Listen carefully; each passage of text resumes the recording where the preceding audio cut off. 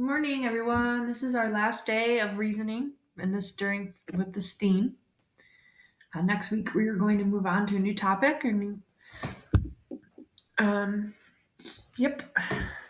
Okay, so what we've been talking about is making inferences, and making inferences sometimes means taking a risk, right? We don't always know for sure. We are sort of guessing based on the facts that we have, right? So we're going to take a minute to watch this video with Maui. Um, about how he's used made inferences in the past and what that's led to. So listen to the story about him taking a risk. I want to give you a personal example of how I had to make inferences. So, I'm the president of Maui Learning, and what we do is we create leadership classes, right? So right now you're taking a leadership success class that focuses on critical thinking and study skills. But we have other classes as well. And when we first came up with our first class, it was called Leadership Skills Development. It did really well. It won a big award called the Cody Award. A lot of schools were using it. We got some feedback. From the Miami schools, and they told us, you know what, Maui, this class is too hard for our English language learners. And English language learners, they're called ELL students. They're folks like me who just come from another country to the United States. They don't know any English. Some of these students come when they're in 9th grade, 10th grade, and they don't even know how to read, and they got to take a hard class. So I thought to myself, okay, let me study this more. And I studied, I saw there were 4 million English language learners all over the United States. I thought, okay, I'm going to take a risk, and I'm going to create a class just for them. And I want you to know, there was no one who told me this is right or wrong. See, when you get older and you're working in business, you're gonna find a lot of times there's no right answer or wrong answer. You just have to make an inference, use some data, and go for it, and plan your business strategy that way, right? So that's what I did. I said I'm gonna create this class. Ended up that this class is one of our most popular classes, and not just ELL students, but the non-ELL students who want to learn about a different culture, they're taking it too. In fact, this month it's our most popular class, and nobody told me to create it. I just created it because I had one customer say, here's a problem that we have. I looked at the data. I said, I'm going to go for it. You're going to have to do the same thing in your life. No one's going to tell you what the perfect college is for you. No one's going to tell you who the perfect person to marry is. No one's going to be able to tell you, here's this is that, and everything's handed to you for you just to do. You have to use your critical thinking to make educated decisions, to make inferences about what's going to help you or not help you. And that is what's going to help you succeed in life long term. Okay, so making an inference means making a logical conclusion based on facts and logic, right? We've talked about.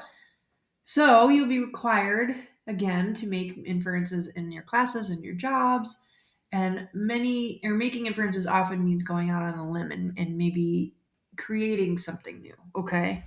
So life will not always give you a clear path, right? It's not always, like Maui said in his video, it's not always clear cut. Sometimes you got to go out on a limb and take a risk and find out what to do. Not everybody's going to answer the questions like these massive questions that you have about life, about which school to go to, what city I want to live in, what sport I want to play, what elective I want to take. Okay, these are all things that you need to make inferences about in order to make the best decision for you, right?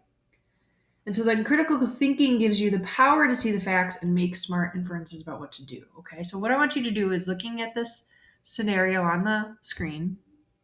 Daniel was on his way to meet his friend. His friend texted him last minute and said that he was sick and wouldn't be able to go to the movies. So in these cases, sometimes you could make an assumptions and be like, oh, he doesn't want to hang out with me today. And then you start thinking about all the things that you could have said or done differently or whatever that looks like. That's kind of the anxious brain that takes over, right? Trying to make sense of what just happened. Okay.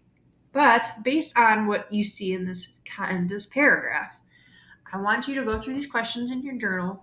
Tell me, what can you infer?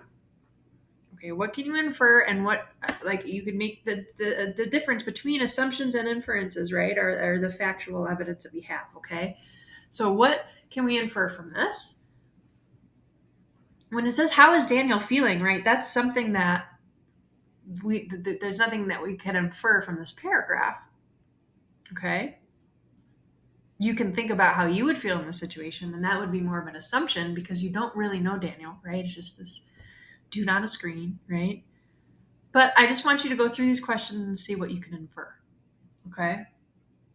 What are two solutions to his problem? What can he do to to have a better understanding of the situation. What kind of questions can he ask? Okay.